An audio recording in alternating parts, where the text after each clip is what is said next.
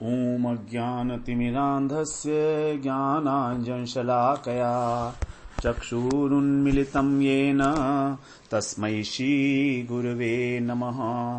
वन्देऽहं श्रीगुरो श्रीयुत्पदकमलं श्रीगुरून् वैष्णवांश्च श्रीरूपं सागरजातं सहगण रघुनाथान्वितं तं सजीवम् साद्वैतं सावधूतं परिजनसहितं कृष्ण चैतन्यदेवं श्रीराधा कृष्णपादान् सहगण ललिता श्रीविशाखान्वितांश्च तमादिदेवं करुणानिधानं तमालवर्णं सुहितावतारम् अपार संसार समुद्र सेतुं भजामहे भागवत स्वरूपम्।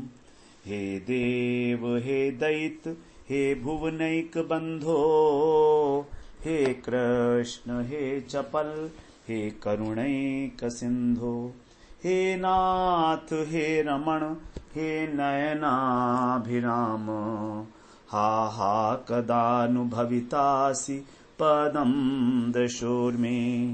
श्री कृष्ण चैतन्य प्रभो नित्यानंदा श्री अद्वैत गदाधर शिवसदी गौरभक्त वृंद।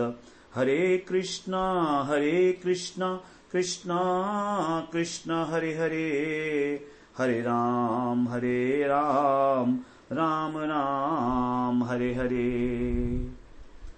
हरे कृष्णा। सर्वप्रथम मैं अपने गुरुपाद पद्म ओम विष्णुपाद अष्टोत्तर शत श्री श्रीमद् भक्ति वेदांत माधव गोस्वामी महाराज के चरण कमलों में अनंत कोटि दंडवत प्रणाम ज्ञापन करता हूं। हम लोग श्रीमद् भागवत महापुराण में दशम स्कंध का श्रवण कर रहे हैं, जिसमें भगवान की बाल लीलाओं का वर्णन है। पूतना उद्धार लीला बड़ी इंपॉर्टेंट लीला है भगवान की। पूतना का किस प्रकार भगवान ने उद्धार किया। भगवान की अपनी इच्छा थी कि इसका उद्धार करना है, बस इसलिए उद्धार किया। अब कोई कहे कि भैया क्यों किया, कोई कारण नहीं है, भगवान की इच्छा हुई तो पूतना का उद्धार कर रहे हैं। तो पूतना जबकि उनको मारने के लिए आई है तो भी भगवान की ऐसी इच्छा हुई है। ऐसी एक कथा आती है कि राजा बलि जो हैं वो उनकी एक कन्या थी रत्नमाला। जब हम लोगों ने श्रवण किया राजा बलि से वामन भगवान जो है वो पृथ्वी उन्होंने मांगी थी, 3 पग भूमि मांगी थी। तो उनकी जो कन्या थी रत्नमाला कन्या थी। यज्ञशाला में जब यहाँ पर यज्ञ हो रहा था, भगवान आए थे वामन भगवान 3 पग भूमि मांगने के लिए। तो जब वे आए थे तो उनको देखकर उसके हृदय में भगवान के प्रति पुत्र भाव जो उत्पन्न हुआ था, ऐसा एक कहा जाता है, कथा है। अब मन ही मन वो अभिलाषा करने लगी कि यदि मेरा ऐसा बालक हो तो मैं उसे अपना स्तनपान कराऊंगी तो मुझे बड़ी प्रसन्नता मिलेगी। इस प्रकार का एक भाव आ गया उसके हृदय के अंदर। अब वामन भगवान जो हैं वो तो उनके भक्त हैं भगवान के, बलि महाराज तो 12 महाजनों में से एक कहा गया है बलि महाराज को। तो उन्होंने अपनी पुत्री का जो मनोरथ था उसको मन ही मन उन्होंने अनुमोदन कर दिया। अब जब बलि महाराज ने वामन भगवान को जो है दान देने के लिए अपना सिर भी जो है उनके मतलब जब दोनों पग में उन्होंने सारी भूमि नाप ली, तब जो रत्नमाला थी उसको अच्छा नहीं लगा। उसने कहा कि देखो उन्होंने मेरे पिता को छल लिया, 2 पग भूमि मांगने आए थे, 3 पग और 2 पग से ही सारा कुछ नाप लिया इन्होंने। तो उसको अच्छा नहीं लगा। तो उसके मन में भगवान के प्रति कुछ रोष भी उत्पन्न हो गया था। तो इस प्रकार से उसके हृदय के अंदर दोनों बातें उत्पन्न हो गई थी। पहले तो उनके मन में मात्र भाव आया, उसके मन में रत्नमाला के, है ना। और फिर जो है उसका जो है मन बदला लेने के लिए आतुर हो गया कि इसने मेरे पिता को इन्होंने मेरे पिता के साथ छल किया है, तो बदला लेने की इच्छा पैदा हो गई। इसीलिए कृष्ण ने उनकी दोनों इच्छाओं को पूरा किया है, उनको पूतना के रूप में यहाँ पर जन्म देकर। तो इस प्रकार से भगवान के स्पर्श से जो है उनकी लालसा पूरी हुई है। भगवान ने उनको स्पर्श किया है। भगवान जो है असुरों को स्पर्श जो है किए हैं, ब्रज के अंदर तो किए भी हैं कई बार। तो इस प्रकार से जो है भगवान को स्पर्श किया है उन्होंने और उस प्रकार से उनकी सदगति हुई है, इसलिए उसको कहा जाता है पूतना उद्धार लीला। तो भगवान जो है वहां पर पूतना का जो है प्राण खींच रहे हैं, वक्षस्थल पर उसके शोभायमान हो रहे हैं, उसका दूध विष पीने के साथ साथ, क्योंकि भगवान विष नहीं पीते हैं, भगवान तो अमृत ही पीते हैं। विष तो जो है उनकी संहारिका शक्ति पी जाती है भगवान की, क्योंकि उसको भी तो सेवा का अवसर मिलना चाहिए ना। तो इस प्रकार से बताते हैं। और भगवान तो उसके वक्षस्थल पर पीड़ा कर रहे हैं, मानो मन ही मन कह रहे हो। कहते हैं स्तनधयस्य स्तन एव जीविका दत्तस्त्वया स स्वयमानने स्म मया च पीतो म्रियते यदि त्वया किं वा ममागः स्वमेव कथ्यताम्। कह रहे हैं, हे पूतना, मैं तो दूधमुआ शिशु हूं, 6 दिन के तो बालक हैं, और स्तनपान करना तो मेरी जीविका है, इसके अलावा तो मैं कुछ जानता नहीं हूं। तो तुमने स्वयं ही अपना स्तन मेरे मुंह में दिया है, मैंने तो कहा नहीं था, और मैंने पिया। अब यदि तुम इस काम के, इस प्रोसेस के थ्रू यदि तुम मर जाती हो, तो तुम ही बताओ कि इसमें मेरा क्या अपराध है। भगवान कह रहे हैं कि यदि तुम मर गई तो मेरा क्या अपराध है, मैंने तो तुमको मारना नहीं चाहा। तो इस प्रकार से बताया जाता है। तो हम लोग जो है यहाँ पर श्रवण किए कि सभी गोपियां जो हैं वो रक्षा विधान कर रही हैं कृष्ण का। पूतना के वक्षस्थल पर जो क्रीड़ा कर रहे थे भगवान, उनको जो है उन्होंने ग्रहण किया और रक्षा का विधान कर रही हैं। उनको गोबर से नहलाया गया, गौमूत्र से नहलाया गया, फिर उनके जो है, फिर उसके जो भगवान के जो गौधूली है उससे स्नान कराया गया। उसके बाद गोबर का तिलक लगाया गया उनके 12 अंगों के ऊपर। इस प्रकार से उन्होंने रक्षा की है। अब आगे बता रहे हैं 21वें श्लोक में, गोप्य संस्पृष्ट सलिला अंगेष्टु करयो पृथक न्यस्यात्मन्यथ बालस्य बीजन्यासम अकुर्वत। इसके पश्चात इतना करके भी गोपियों को संतुष्टि नहीं हो रही है। वो कह रही हैं हमने पहले अपने को पवित्र भी नहीं किया किसी प्रकार से, और इस प्रकार से जो है इसका तिलक कर दिया है, तो इसलिए संतुष्टि ना होने के कारण अत्यंत संभ्रम पूर्वक उन्होंने आचमन किया, क्योंकि पहले आचमन कुछ नहीं किया था, ऐसे कर दिया था जल्दीबाजी में। उसके बाद धैर्य को धारण करके विधि विधान अनुसार अब जो है रक्षा का विधान कर रही हैं। तो इसी को यहां पर कह रहे संस्पृष्ट सलीला, अर्थात पहले उन्होंने आचमन किया, अब विधि विधान पूर्वक जो है किया जाएगा, जिससे कि जो है ठीक प्रकार से इनका जो है रक्षा हो पाए। और फिर पहले अपने अंगों के अंदर और दोनों हाथों से अंगन्यास और करन्यास किया। पहले अपना किया, उन्होंने अपने को शुद्ध किया, अपने अंगों के अंदर उन्होंने अंगन्यास और करन्यास, कर्म कांड की क्रिया है, तो अंगों को और अपने हाथों को शुद्ध किया जाता है। उसके बाद एक विशेष विधि है, मेरे को वो विधि आती नहीं है, इसलिए मैं उसके बारे में बहुत अधिक विश्लेषण नहीं कर सकता हूं। तो अंगन्यास करने की एक बड़ी लेंथी प्रोसीजर है, उसमें मंत्र होते हैं और उसमें अलग अलग प्रकार की मुद्राएं होती हैं, उसके अंदर फिर अस्त्राय फट टाइप का कुछ कहते हैं, तो अंगन्यास करन्यास कहा जाता है उसको। तो ये एक विधि है जब भी हम यज्ञ इत्यादि करते हैं उसमें। फिर उन्होंने बालक के अंगों के अंदर बीजन्यास किया। बीजन्यास अकुर्वत माने किया, तो बीजन्यास का मतलब है कि जो भगवान के नाम है उनको वहां पर जो है स्थित किया। जैसे बीज होते हैं ना, वो मंत्र के अंदर ओम इत्यादि जो है वो बीज मंत्र हैं। तो इस प्रकार से अनुस्वार होता है, नमः होता है, अंत में नमः होता है, और शुरू में जो है होता, अज नाम का आदि अक्षर, अंत में नमः। इस प्रकार से बीजन्यास किया जाता है। जैसे कि अम नमः मतलब अज रूपी जो भगवान है वो आपके चरण युगल की रक्षा करेंगे। मम नमः मतलब मणिमान नाम के भगवान आपकी घुटनों की रक्षा करेंगे। इस प्रकार से प्रत्येक भगवान का नाम लेकर और उन्होंने बीजन्यास किया। अब आगे कह रहे हैं वो कैसे किया गया है, आगे बता रहे हैं कौन कौन से श्लोक का उच्चारण किया गया उसके विषय में बता रहे हैं। कोई भी जो विधि पूर्वक क्रिया की जाती है उसमें शुद्धि की अत्यंत आवश्यकता है। जैसे हम लोग जो है आज वो करते हैं, आनिक करते हैं, संध्या करते हैं 3 बार, तो उसमें भी बड़ा विधान का आवश्यकता होती है। आचमन करके पहले आसन शुद्धि की जाती है, पहले अपने को पवित्र किया जाता है। पवित्र है पवित्रो वा सर्वावस्था गतोपि वा यह स्मरेत पुंडरीकाक्षम से बाह्याभ्यंतर शुचि। उसके बाद फिर आसन की शुद्धि की जाती है मंत्र के द्वारा। उसके बाद फिर 3 बार आचमन किया जाता है, ओम केशवाय नमः, ओम नारायणाय नमः, ओम माधवाय नमः। उसके बाद जो है फिर दीपक जला होना चाहिए और एक आसन होना चाहिए और आचमन पत्र। तो प्रभु जी बताते हैं कि आचमन और आसन जो है वो अपना ही होना चाहिए। आचमन पात्र और आसन जो है किसी दूसरे का नहीं लेना चाहिए। और हमको जो है जब हम आनी करते हैं तो अंधेरा नहीं होना चाहिए। तो इस प्रकार से दीपक जला होना चाहिए। इस प्रकार से जो है किया जाता है। तो अब 22वें और 23वें श्लोक में कह रहे हैं, अव्याजोऽङ्घ्रिमणिमांस्तव जान्वथोरु यज्ञोच्युतः कटितटं जठरं हयास्य हृत्केशवस्त्वदुर ईश इनस्तु कण्ठं विष्णुर्भुजं मुखमुरुक्रम ईश्वरः कं चक्रयग्रतः सह गदो हरिरस्तु पश्चात् तत्पार्श्वयोर्धनुरसी मधुहाजनश्च कोणेषु शंख उरुगाय उपेन्द्रस्तार्क्ष्यक्षितौ हलधरः पुरुषः समन्तात्। 22वें और 23वें श्लोक में रक्षा कवच है।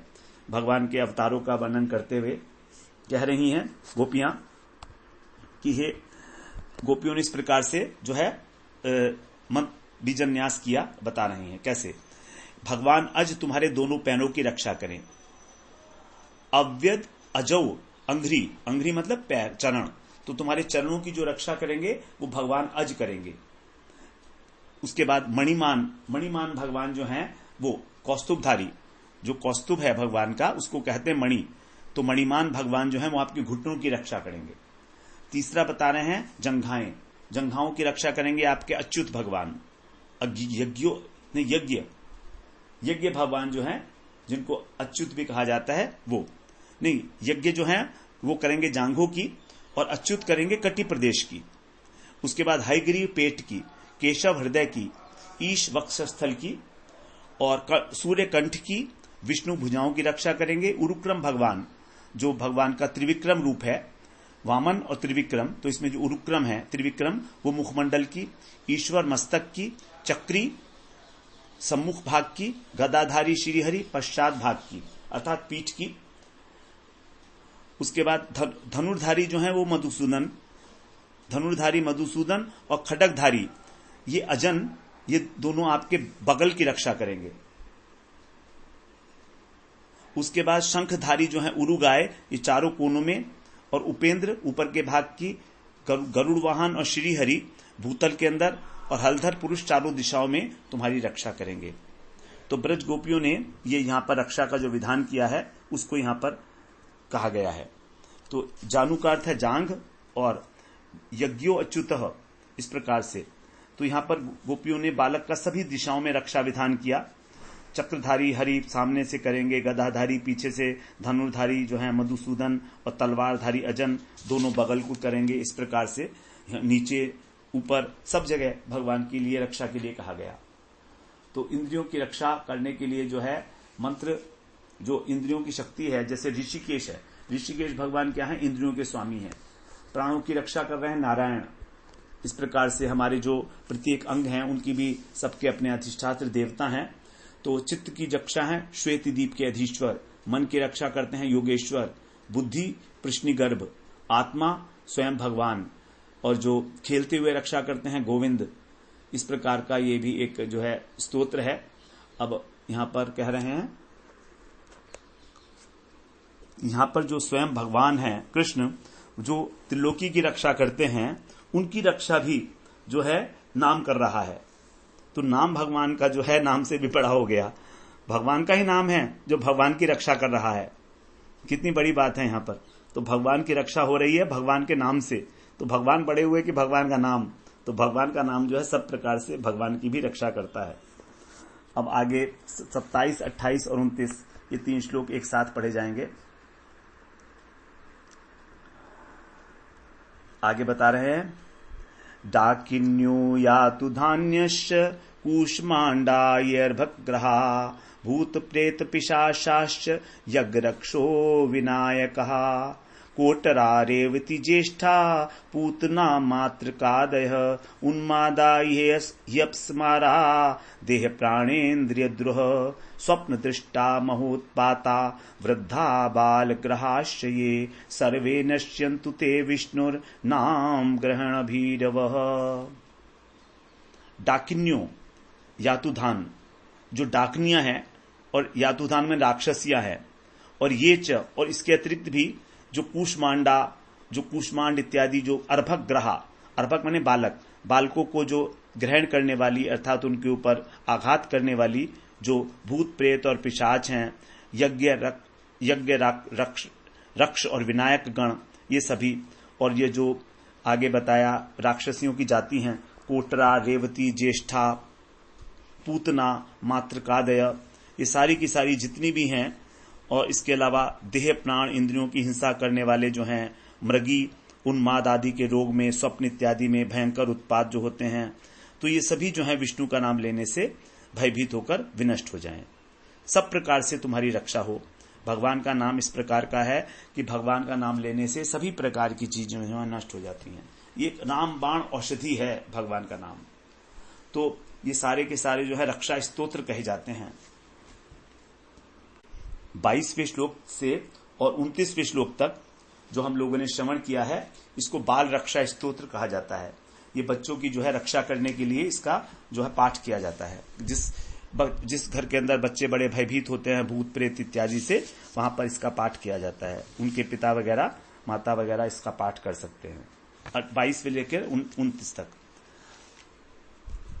तो ये सारा जो रक्षा कवच का पाठ है, ये गोपियों के द्वारा किया जा रहा है। मैया तो जो है मूर्छित हो गई थी उसी समय, तो मैया जो है उनको तो कृष्ण को शुद्ध करके फिर मैया को दिया गया है। मैया जो है अभी इनको होश नहीं है पूरी अच्छी प्रकार से। पूरी गोपियां हैं जो कृष्ण के प्रति समर्पित हैं और कृष्ण की माया से मोहित भी हैं, प्रेम से बंधी हैं भगवान से, वही वो कृष्ण को एक बालक समझ रही हैं। तो इस प्रकार से जो है रक्षा कवच का पाठ कर रही हैं। अब मैया तो बाद में जो है अपना स्तन पान कराएंगी, अभी तो कृष्ण सो रहे हैं। नहीं, कृष्ण सो नहीं रहे, अभी तो कृष्ण के ऊपर ये गोपियां ही कार्य कर रही हैं। अब आगे बता रहे हैं शुकदेव जी। श्री शुक उवाच इति प्रणय बद्धाभिर्गोपीभिः कृत रक्षणं पायित्वा स्तनं माता सन्निवेश ददात्मजम्। शुकदेव जी कहते हैं कि प्रणय बद्धाभि, जो वात्सल्य रूपी प्रेम की रस्सी से बंधी हुई हैं, ऐसी गोपियां जो यशोदा की सखियां हैं, उन्हीं के समान आयु वाली हैं। इति माने इस प्रकार से कृत रक्षणम, बालक का उन्होंने रक्षा विधान किया, और तदनंतर उसके पश्चात उन्होंने माता यशोदा को आत्मजम, उनका जो पुत्र है, उनके आत्मज जो है कृष्ण, स्तनम पायित्वा, स्तन पिलाकर और सन्निवेशयत, शयन करा दिया। तो यहां पर जो है पहले गोपियों ने रक्षा स्तोत्र का पाठ किया, शुद्ध किया कृष्ण को, उसको जो है कवच से उनकी रक्षा के लिए प्रार्थना की। उसके बाद फिर मैया को उन्होंने दिया। तो सर्वांग के अंदर पहले गोबर लीपा गया, उसके बाद फिर जितनी भी रक्षा विधान के लिए भगवान के नाम वगैरह लिए गए, 12 तिलक किया गया, सब चीजें अब फिर मैया की गोदी में उनको धारण करा दिया गया। तब मैया ने जो है इनको अपना स्तन अर्पण किया है। तो यहां पर बच्चे का जो स्तन पान करना है, यही बालक के स्वस्थ होने का लक्षण बताया गया है। बालक स्वस्थ है ये तभी पता लगता है जब वो दूध पी लेता है अपने मां का। इस प्रकार से जो है पूतना वो का स्तनपान करने के बाद फिर अब जो वात्सल्य की परम निधि हैं यशोदा मैया, उनका दुग्ध पान करके, और यशोदा नंदन जो हैं अब आनंद सिंधु में जो है निमग्न हो गए हैं, हाथ पैर नचा रहे हैं। इस प्रकार सभी लोग जब उन्हें देखे कि अब कृष्ण जो है क्रीड़ा कर रहे हैं एक स्वस्थ बालक की भांति, तो अब सोचते हैं हाँ ठीक है, अब इनके अनिष्ट की कोई संभावना नहीं है। इस प्रकार से यहाँ पर कृष्ण की सारी जो है बताई गई स्थिति। अब आगे 31वें श्लोक में उधर क्या हो रहा है दूसरी तरफ नंद बाबा का, वो बता रहे हैं। तावन्नंदादयो गोपा मथुराया ब्रजम गतः विलोक्य पूतना देहम बभूरति विस्मितः। तावत माने उस समय, मथुराया, मथुरा से जो ब्रज में, गता माने लौट कर आए हुए जो नंद इत्यादि गोप हैं, उन्होंने जब पूतना की मरी हुई देह को देखा, मृत देह को, विलोक्य माने दूर से ही देखकर, अति विस्मिता, अत्यंत विस्मित हैं, उनको बड़ा विस्मय हुआ। और फिर उनको जो वसुदेव जी ने उनसे कहा था उसका स्मरण हो आया। किस प्रकार से वसुदेव जी ने कहा था कि वहां पर उत्पात होने की संभावना है, उनको सारी की सारी चीजें जो हैं वो वहां पर उसके दिमाग में कौंध गई, यशोद नंद बाबा के। उन्होंने वार्निंग किया था वहां पर कि तुम जल्दी से लौट जाओ, और वैसे ही वो लौट भी गए थे उसी प्रकार से।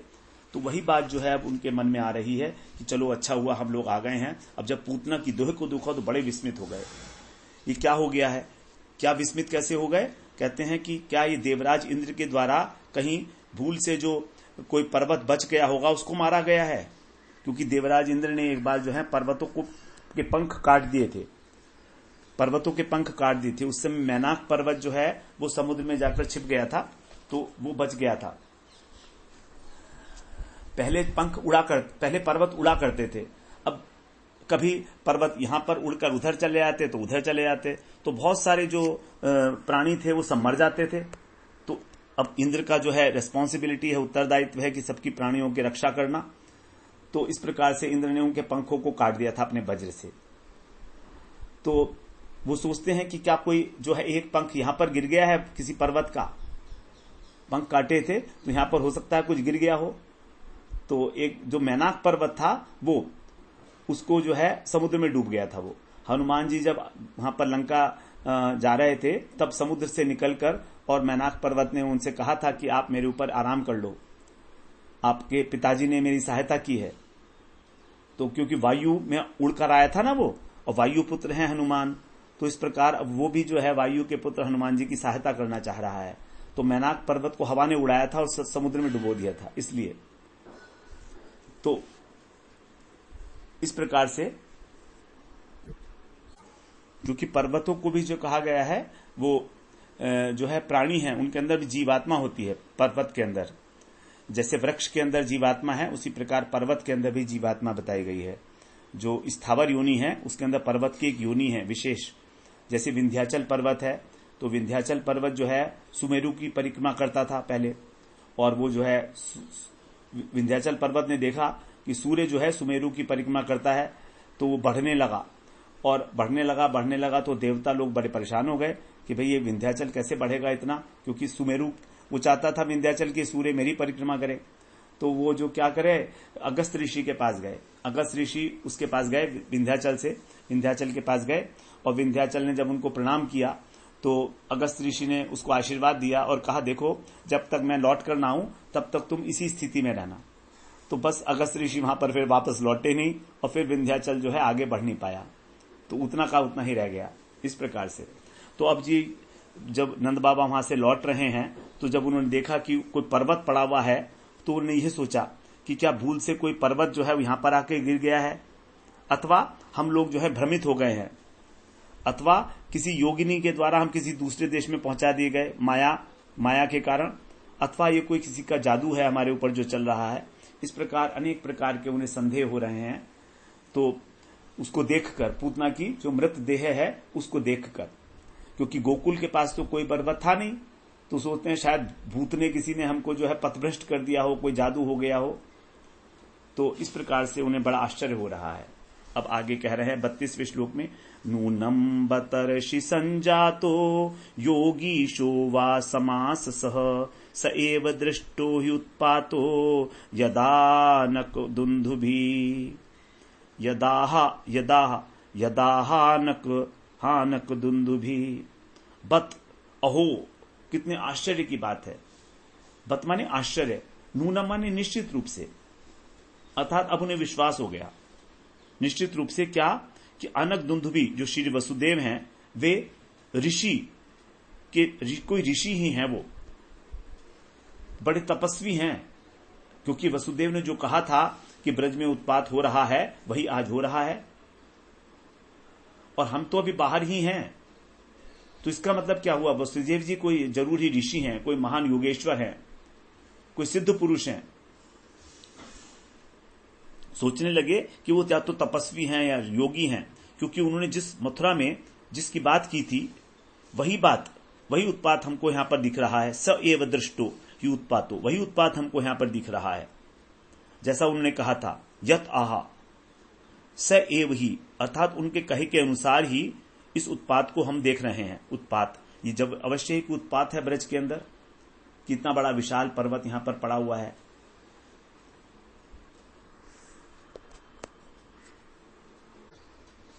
अथवा उन्होंने कोई सिद्धि लाभ की है, किसी प्रकार की कोई तपस्या करके अज्ञात रूप से कोई योग साधना की है, क्योंकि साधारण मनुष्यों की भविष्यवाणी इस प्रकार जो है अक्षरशः सत्य नहीं होती है, तो इस प्रकार जो है अनेक प्रकार की कल्पना कर रहे हैं और इस प्रकार कल्पना करते करते वो पूतना की मृत देह के पास पहुंचते हैं। यहां पर बताते हैं कि जो भक्त लोग होते हैं उनको भी जो है भजन करते करते कई बार ऐसा देखने में आता है कि सिद्धियां प्राप्त हो जाती हैं। जब उनका मंत्र सिद्ध हो जाता है या कुछ है तो अनेक प्रकार की उनकी सिद्धियां प्राप्त हो जाती हैं, लेकिन भगवान जो हैं वो उस शक्ति को दबा देते हैं। जिसके ऊपर जो है कृपा करते हैं भगवान, उसकी उस शक्ति को दबा देते हैं, क्योंकि उन्हें मालूम है कि अगर इसमें शक्ति आ गई तो फिर ये उसको संभाल नहीं पाएगा और उसका बाहर जगत में प्रदर्शन होगा सारा, और प्रदर्शन से इसकी भक्ति नष्ट हो जाएगी। तो भजन की हानि ना हो इसलिए जिसके ऊपर भगवान कृपा करते हैं उसकी शक्ति को जो है छीन लेते हैं, उससे उसको दबा देते हैं। यद्यपि ये जो शक्तियां होती हैं सिद्धि इत्यादि, ये भक्त के तो बाहर खड़ी रहती है हाथ जोड़कर। बताया गया है कि जो सिद्धियां हैं और नवनिधि हैं ये तो दरवाजे के बाहर प्रतीक्षा करती हैं, मुक्ति हाथ बांधकर खड़ी रहती है भक्त के आगे कि मुझे स्वीकार कर लो, लेकिन भक्त स्वीकार नहीं करता है मुक्ति को, क्योंकि वो तो भगवान के भजन में ही इतना तल्लीन है। तो इस प्रकार की सिद्धियां जो हैं, इसीलिए कह रहे हैं यहां पर कि शायद कोई सिद्धि है उनके पास, इसलिए ऐसा हुआ है, वरना ऐसा होने की तो संभावना होती नहीं है। तो तभी जो है इन अन्य जो वृद्ध थे, अन्य जो वहां पर गोप वगैरह थे, वो भी सारे वहां पर आ गए और सब लोग मिल गए। उपानंद इत्यादि जो थे वृद्ध गोप, तो वे भी वहां पर पहुंच गए गोकुल से चलकर, और अब देखने लगे कि पूतना का जो शरीर है निष्प्राण है, इसमें किसी प्रकार का कोई चेतना का चिन्ह है कि नहीं है। और जब उन्होंने इस प्रकार देखा कि वो पूरी निष्प्राण हो चुकी है, तब मन ही मन और अपने नारायण के प्रति जो है कृतज्ञता का ज्ञापन करते हुए प्रशंसा कर रहे हैं भगवान की। ये मान रहे हैं वो कि इसमें भगवान की ही कृपा है, नारायण की कृपा है कि नंद नंदन की रक्षा हो पाई है, वरना इतनी भयंकर राक्षसी के मुख से भी बच जाना, इतनी भयंकर राक्षसी जो इसको लेकर आकाश में जो है उड़ गई थी, और बाल भी मां का ना होना नंद नंदन का, ये अवश्य ही इसमें भगवान की ही कृपा है और कोई कारण नहीं हो सकता। तो अब फिर भी सभी लोगों ने जो है परामर्श किया आपस में कि क्या करना चाहिए फिर इस मृत देह का। तो अब आगे कह रहे हैं 33वें श्लोक में, कलेवरम पशुभिश्चित्वा तत्ते ब्रजऊ कसः दूरे क्षिप्त्वा वयोशो दूरे क्षिप्त्वा दूरे क्षिप्त्वा अवयवशो न्यदहन काष्ठवेष्टितम। कह रहे हैं कि यदि कोई राक्षसी है या मायावी है तो इस प्रकार के जो लोग होते हैं इनकी मृत्यु के ऊपर भी विश्वास नहीं करना चाहिए, क्योंकि क्या होता है इनकी मृत देह में वायु का स्पर्श होने से जीवित हो जाते हैं, क्योंकि इनकी जो वायु प्रधान देह होती है, इसीलिए अनेक प्रकार का रूप धारण करके और आकाश में भी गमन करते हैं। तो क्योंकि उनकी जो देह है वो वायु प्रधान है, हम लोगों की जो साधारण मनुष्य की देह है वो है पृथ्वी प्रधान, अर्थात पृथ्वी तत्व की प्रधानता है, लेकिन जो देवता इत्यादि होते हैं और ये मायावी राक्षस होते हैं ये वायु प्रधान होते हैं। देवता तो तेज प्रधान होते हैं, देवता का तेज प्रधान होता है, लेकिन जो भूत प्रेत होती हैं ये वायु प्रधान होते हैं। तो इस प्रकार से वो सोच रहे हैं कि कहीं ये जीवित ना हो जाए, इसलिए हमको इसको जलाना चाहिए। अब जलाने के लिए पहले उसके शरीर को काटा जाएगा। तो यहीं पर वही बात कह रहे हैं कि तत्कलेवरम, उसका जो कलेवर था, मृत शरीर था, उसके जो आसपास स्थान में वहां पर जो लोग रहा करते थे ब्रजौ कसह, उन ब्रजवासियों ने परशु भी कुल्हाड़ियों से चित्वा माने टुकड़े करके और उसको दूर फेंक कर और अवयवशः उसके समस्त अंगों को काष्ठ वेष्टितम सूखी लकड़ी से ढककर और न्यदहन जलाकर भस्म कर दिया। क्योंकि यदि मान लीजिए उसकी देह के अंदर दोबारा से प्राण आ गए तो फिर ये दोबारा राक्षसी खड़ी हो जाएगी, इसलिए अंगों को काट दिया, टुकड़े टुकड़े कर दूर दूर ले जाएं और फिर उसके अंदर लकड़ी से ढककर उसमें आग लगाई गई। क्योंकि पूतना की देह इतनी विशाल है कि एक साथ तो आग भी नहीं लगाई जा सकती ना, तो इसलिए उसके शरीर के टुकड़े किए गए और उसके बाद उसमें आग लगाई जाएगी। अब जब आग लगाई गई तो उसके लिए कह रहे हैं, क्या है? दह्यमानस्य देहस्य धूमश्चा गुरु सौरभ उत्थित कृष्ण निर्भुक्त सपद्याहत पापमन। कृष्ण निर्भुक्त अर्थात जिसका कृष्ण ने सेवन कर लिया, कृष्ण ने जिसका पान किया, ऐसे उसका स्तन पान किया, ऐसी जो वो पूतना थी, पाप मन, अत्यंत पापी, जिसके सारे पाप जल गए थे। भगवान ने उसका क्योंकि स्तन पान किया था, उसलिए उसके अंदर किसी प्रकार का कोई पाप नहीं रहा था, तो इसलिए पूर्ण उसकी देह निष्पाप हो गई थी। दह्य मानस्य, जब इस प्रकार से जलाई जा रही थी उसकी देह लकड़ी डालकर, तो उसकी देह से माने उसकी शरीर से अगरु सौरभ, अगरु से भी अधिक सुगंध युक्त धुआं उत्थित निकलने लगा, अर्थात उसके शरीर से सुगंधित धुआं निकला, क्योंकि उसका शरीर निष्पाप हो चुका था कृष्ण के स्पर्श से। तो भगवान जो है अपराकृत वस्तु हैं। अब अपराकृत वस्तु भगवान का जब उससे स्पर्श हो गया तो उसमें अपराकृत सुगंध का आना ये कोई आश्चर्यजनक बात नहीं है, क्योंकि अब तो भगवान का वो प्रसाद हो गया, उसका जो शरीर है। तो इसलिए निर्माल्य जो है वो तो जगत को कृतार्थ करने वाला होता है। भगवान की जो चढ़ी हुई वस्तु होती है उसको हम प्रसाद के रूप में ग्रहण करते हैं। तो इस प्रकार से भगवान के श्रीमुख का स्पर्श पाकर उसकी जो देह है वो पवित्र हो गई, इसमें कोई किसी प्रकार का संदेह नहीं है। अब आगे बता रहे हैं पूतना कैसी है। 35 और 36वां श्लोक। पूतना लोक बालग्नि राक्षिसा रुधिराशना जिंघासयापि हरये स्तनम दत्वाप सद्गतिम किम पुनः श्रद्धया भक्त्या कृष्णाय परमात्मने यच्छन् प्रियतमं किन्नुर आसक्तस्तन्मातरो यथा।